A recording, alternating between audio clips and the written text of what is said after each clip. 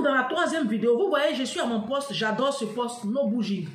Je disais que les Maliens, les Guinéens, les Sénégalais, les Doulas, vous nous foutez la honte. D'abord, comment vous nous foutez la honte? C'est vous qui accouchez matin, midi, soir. Tous les 2 ans, c'est vos femmes qui accouchent. Mais quand elles vont accoucher à l'hôpital, là, elles ne rentrent jamais avec vous. Quand elles ressortent, elles ne ressortent jamais avec vous. On se demande où sont leurs maris. Chaque 2 ans, elles sont enceintes, mais on ne voit jamais leur mari. Et les infirmières, là, elles en parlent. Et puis elles se moquent de nous tous. Ça fait 1. De 2, à la CAF. C'est elles qui sont à la CAF là-bas. Tout le temps. Elles ne travaillent pas. Les Maliens, les Guinéens, les Sénégalaises ne vont pas à l'école. Ils ne mettent pas les filles à l'école. Elles ne travaillent pas. Quand elles quittent l'Afrique, elles viennent là. Elles n'ont aucun niveau. Elles ne savent même pas lire, elles ne savent pas écrire. Quand elles arrivent là, elles font le ménage. Oh, vous savez, le ménage là, ce n'est pas quelque chose que tu peux faire jusqu'à, tu vas faire 30 ans, 40 ans. Non. Donc quand elles font le ménage pendant 10 ans, 15 ans, après ça bousille leur santé. C'est ça, vous les voyez en train de vendre bissap, maïs au bord de la route là, dans les stations de métro là. Elles ne peuvent plus faire le ménage. Elles sont fatiguées. Souvent, elles développent même des pathologies à cause des produits toxiques là. Donc après, leurs hommes ne s'occupent pas d'elles. Donc comme elles sont analphabètes, elles ne peuvent même pas aller faire garde d'enfants. Elles ne peuvent pas. Qui va leur confier leurs enfants? Qui va leur confier les enfants? Avec les odeurs là. Qui va leur confier les enfants?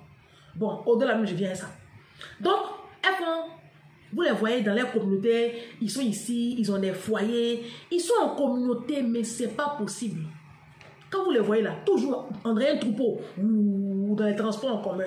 Alors, comment est-ce qu'ils nous foutent la honte? Dans les transports en commun. C'est là, ces peuples-là nous foutent la honte.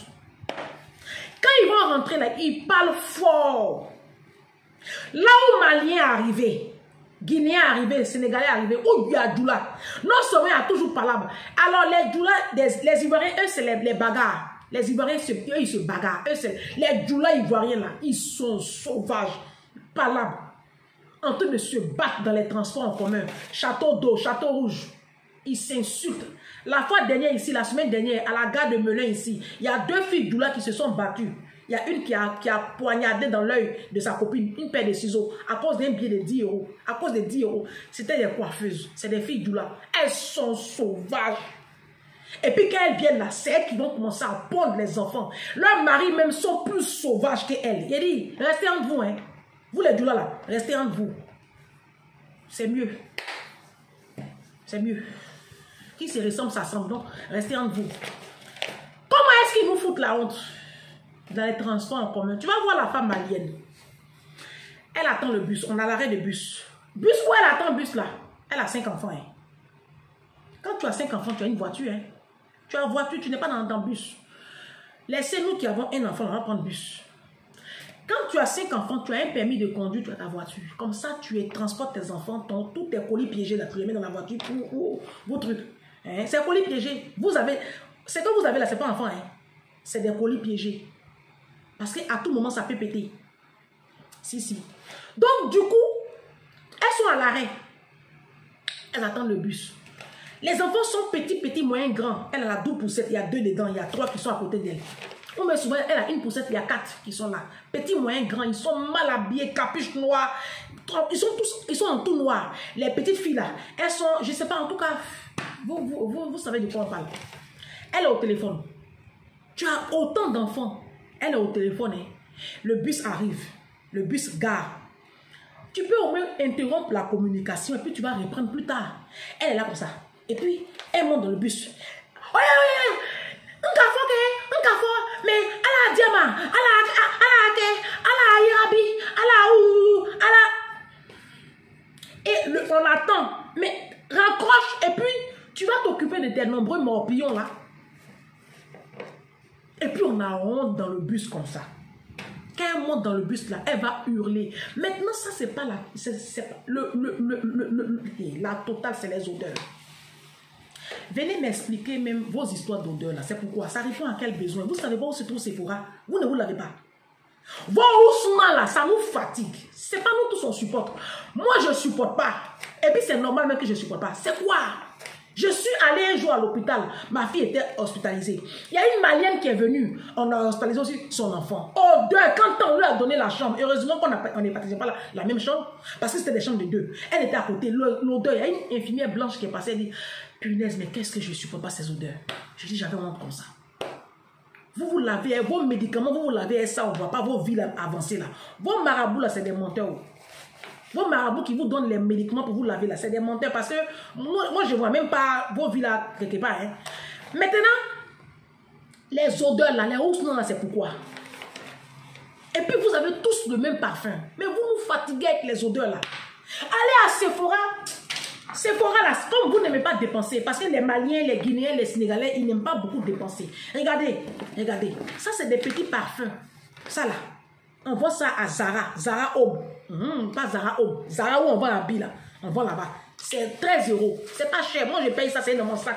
Ça est constamment dans mon sac. Chaque fois, je prends, je me parfume.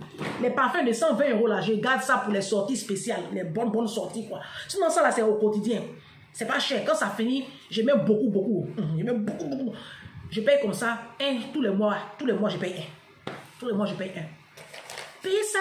Vous allez vous parfumer, vous allez sentir bon. Vos enfants là sentent mauvais. Vous-même, vous sentez mauvais. Alors là, la dentition laisse tomber.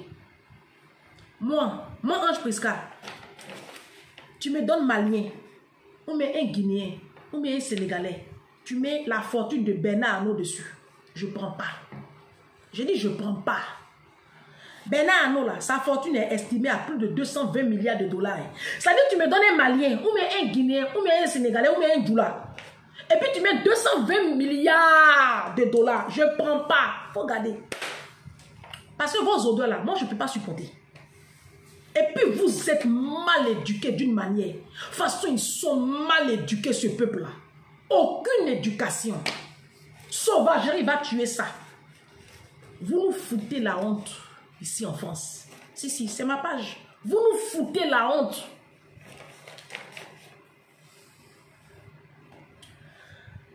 Alors, allez dire bonjour à un Malien, à un Guinéen. Allez saluer un Sénégalais ici en France. Allez dire bonjour. Et puis ils aiment le désordre. Allez faire coudre vos vêtements chez les Maliens, les Sénégalais à Château d'Eau, Château Rouge. Allez faire coudre vos vêtements. Vous allez voir les ateliers de couture là. Un désordre, la pourriture, les odeurs. Allez maintenant dans leur domicile. Punaise. Quand je suis arrivée en France, je coiffais dans les domiciles des particuliers. Vers la fin du film, j'ai commencé à sélectionner mes clients. Dès que je sais que tu es malienne, tu es sénégalaise, tu es guinéenne, je ne te coiffe plus.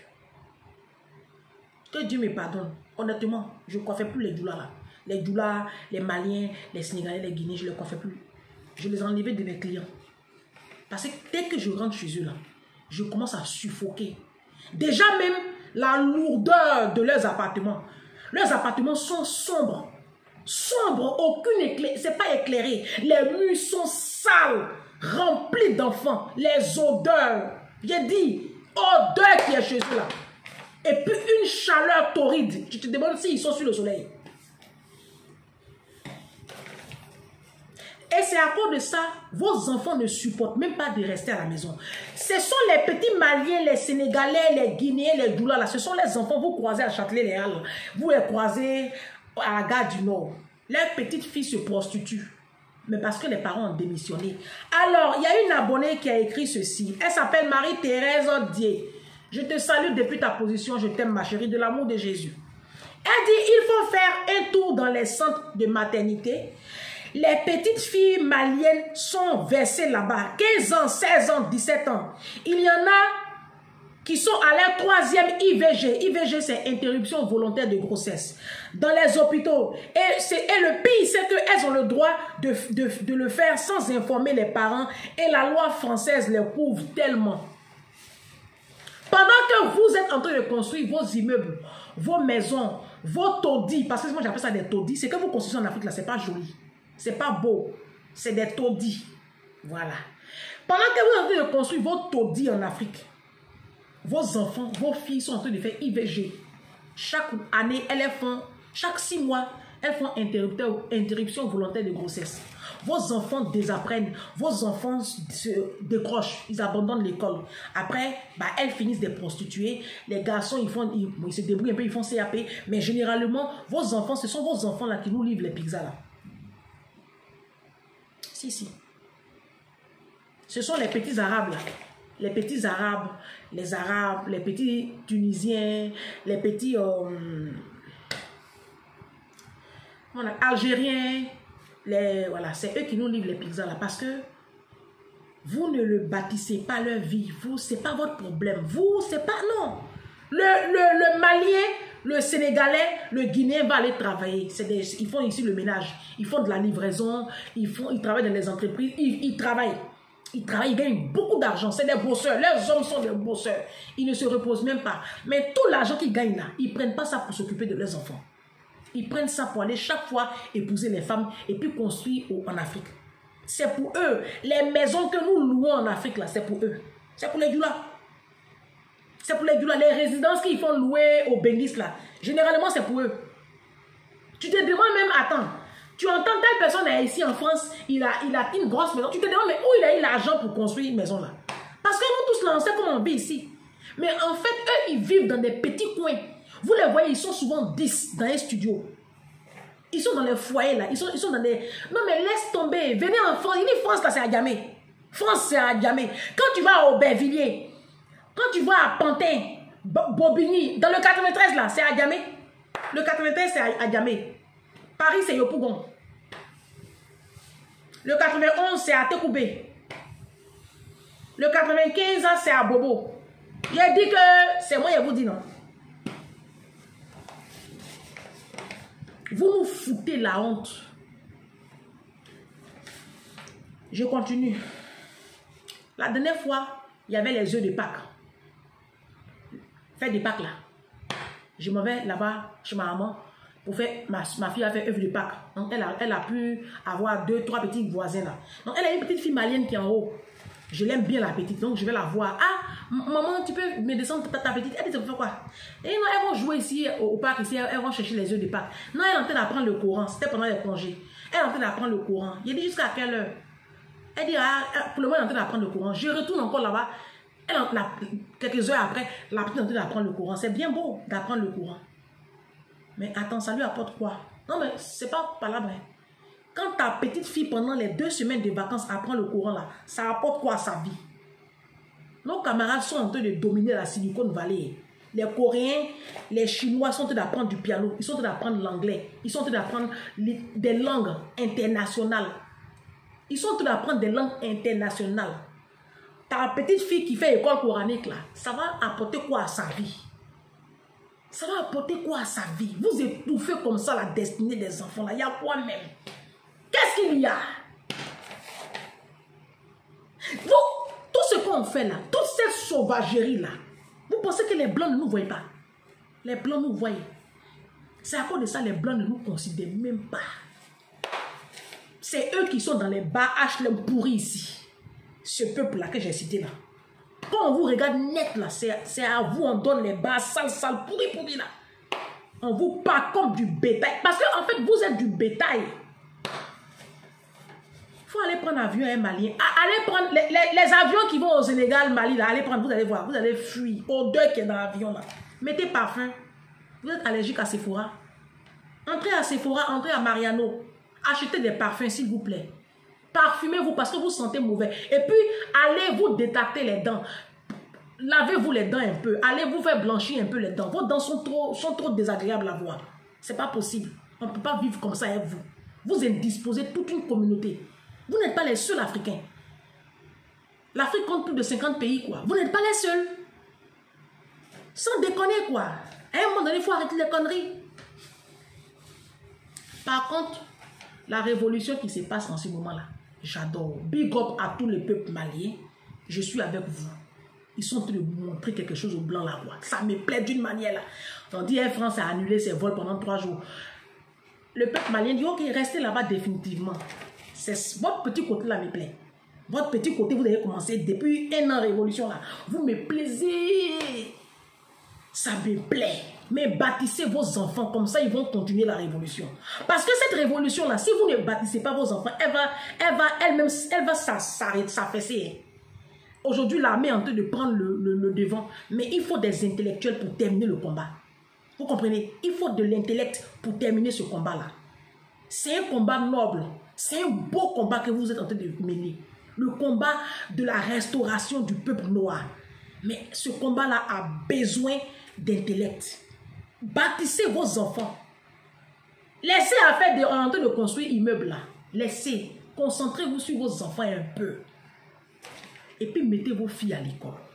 Vos filles là, elles ont droit. Une population qui n'a pas ses filles instruites là, c'est une population de merde. Elle est vouée. C'est du foutu là, c'est du niaisédréable, ça ne peut rien créer dans l'humanité. Donc voilà un peu, Doula, les Maliens, les Sénégalais, j'ai fini avec vous, hein, j'ai fini avec vous. J'ai fait une 4e vidéo pour faire une petite mise au point, d'accord? Donc à tout de suite, hein.